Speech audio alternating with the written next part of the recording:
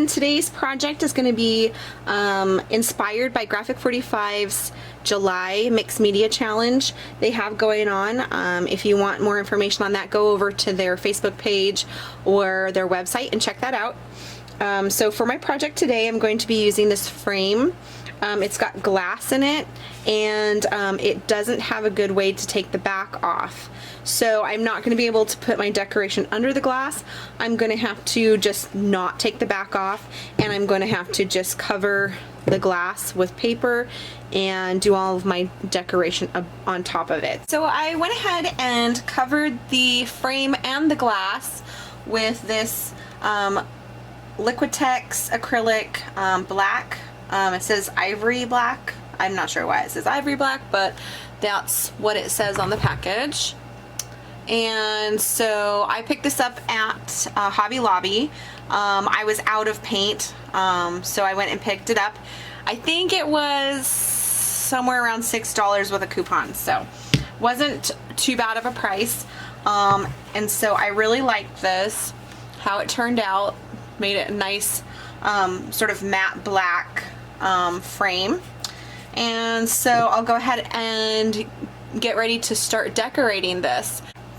Okay, so I wanted to show you how I store my Graphic 45 papers. These are the ones that I use for my personal use. I do have shelves and racks of full sheets that belong to my store, my Etsy store, but for my personal papers I put them in these plastic containers, and the reason I do that is because it keeps it from getting dusty. If there's any dust or anything in the room, it just goes on the outside of the plastic and keeps my papers nice and dust free. So what I do is I just have some little tags in here that I just cut, and I just wrote what they are. So I have Steampunk Debutante in here, Steampunk Spells, and Old Curiosity Shop. And I couldn't fit any more papers in here. I just have those 3 collections. And so what I do is I just grab out this whole container, and then I can search through here for any pieces that I'm interested in using. And so I just have leftover bits. In here I have my chipboard pieces that I have left over that I haven't used yet. And I mean, honestly, these are so beautiful. I got these when they first came out with this collection in 2012, and they're just so beautiful. I mean, the colors on them, how vibrant they are, the images are great. I love this collection. Well, I love all Graphic 45 anyway, but these papers right here are probably my favorite ones. And I would say I hoard them, but I don't really. I use them. So let me move down just a little bit more, and I can show you. Like right here, I've got Steampunk Spells, like a whole stack here. I've got bunches of Steampunk Debutante papers, lots and lots of the tags. These tags, I did sell off a lot of them, but I've hoarded a lot of them too. Sometime I will probably put some more on my Etsy store. So, if you want to watch out for that, you can do that. But for now I'm just kind of holding on to them. I have a bunch of these also, probably about 10 papers of each that I'm kind of holding on to, and then a bunch of the butterflies, because you can use those on everything. So these are the papers that I'm going to go ahead and pull from to make this project today, and I'll go ahead and get a little bit done and just tell you what I did. Okay, so I was going through my stash and I found this package of chipboard thickers, and I'll go ahead and grab a few of these off and stick those on. And then I also found this bag of items from a swap that we did. It has just some different buttons and things in it. I'll probably go ahead and glue some of those on. I'm just going to do some different things for dimension in the background for right here. So just wanted to show you those few things that I found. So what I did is I went ahead and rated a bunch of my buttons and all kinds of metal pieces and cardboard and different things, and I just glued them all in here. I kind of just tried to you know, cover up most of the space with different shaped items. Some of them are thicker, some of them are thinner, and that sort of thing. So I just tried to add a bunch of pieces in there, and it doesn't matter what color they are because I'm going to go ahead and paint over top of it. So I just grabbed some random things. So I've got wood on here, I've got cardboard, I've got plastic, I've got some material like jean material with a button from a pair of jeans, I have some lace, I have buttons and beads and more lace, and then these are metal pieces. Here's a washer, and this is some old costume jewelry, but it's not like old good, it's like plastic. It's like plastic junk. So I went ahead and put that all in there.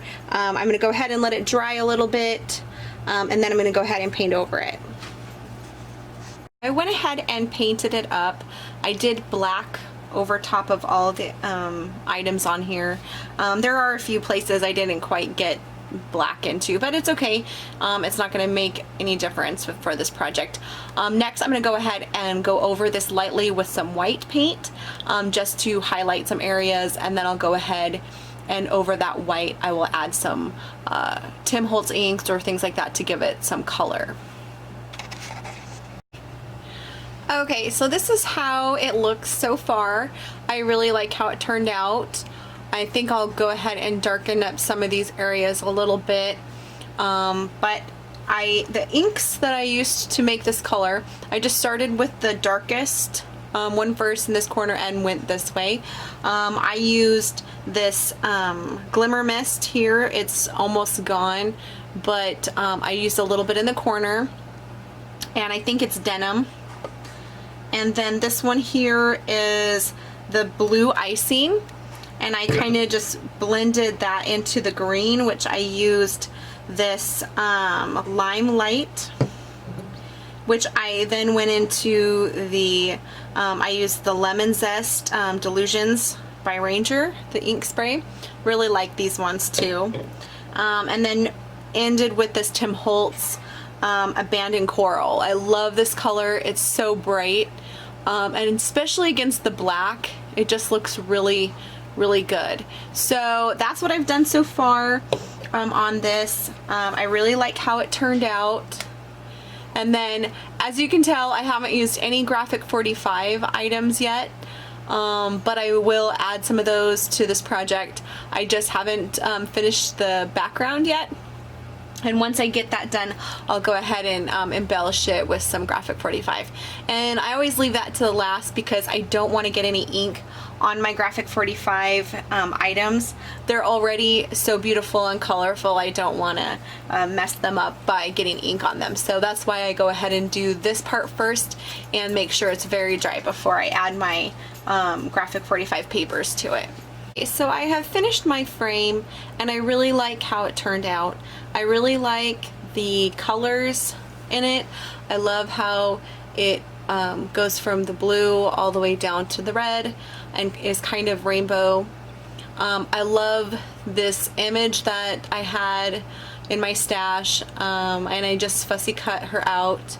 I think it goes really well. It just brings an element to the center focal point, but doesn't detract from all the pretty colors of the inks I used and all of the, you know, little embellishments. I did use an old barrette that I had made with some Graphic 45 that had broke. I used to wear it in my hair all the time, and then it broke, but I wanted to keep the butterfly. So I kept this image for a long time and waiting for the perfect project to use it on, and I really like that I am able to use it for this project. And I like that it's blue, and it kind of is you know, coming off that blue section there. So I used the old Curiosity Shop sign across the top there. I kind of had a spot along that area that didn't have a lot of embellishments in it, and I felt like I could cover it up without hiding too much of the embellishments and mixed media that I used in the background. And so in order not to cover up very much of the mixed media portion of this project, I used just a few of the Graphic 45 butterflies, and these were all on the same sheet of paper. They were, I believe, in Old Curiosity Shop. There's 3 of them on a green sheet of paper, and I just really like how it turned out. I love this challenge that Graphic 45 has come up with this month. It's probably my favorite because it's the closest to what I like to do. So I just want to thank everyone for following me. Those of you who have subscribed, I'm getting very close to my 1,000 subscribers, so thank you guys very much for clicking subscribe. It means a lot to me, and it helps keep me motivated to keep going with projects. So thank you so much. Have a great day.